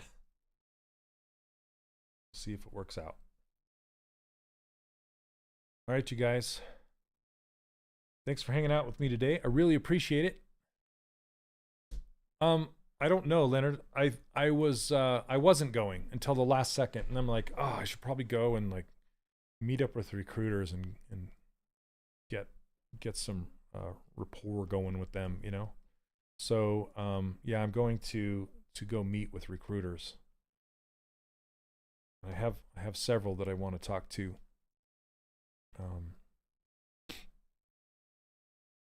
Anyway, I decided to go at the last minute, but they're sold. The tickets are sold out, and I just barely got a place to stay. Jennifer, if you're still here, I landed that place to stay, so that's a checkbox that's checked. But as far as the rest of it goes, I got to find some plane tickets and lightbox tickets and all the goods. Yes, Leonard, thanks for the name, man. I'm gonna go see if that's gonna work. Really appreciate it. Character alchemy. I love it. All right, you guys. Have a fantastic week. I may or may not be streaming next Monday. We'll see how things work out. I may be traveling. We'll see. I don't know. Yeah, it's annoying. Saturday's sold out. Yep, and the 3 tickets. That's the day my students are going down. So, all right, Hal. Yeah, and feel free to reach out to me if you have any questions about my course or my acceleration program. I don't sell my acceleration program on the front page of my website. It's kind of, I don't talk about it too much. Once in a while, I'll talk about it here on the stream. But if you want to know more about it, it's a mentorship, and I only let a select few in. I have to do a portfolio review to see where you're at and see if I can help you. And it's, like I said, it's more expensive than the course by quite a bit, but a lot less expensive than like an art institute school or something like that. So, all right, everybody, take care. We'll have a great week, and we'll see you all next Monday. Hopefully, maybe later, but we'll see. All right, take care.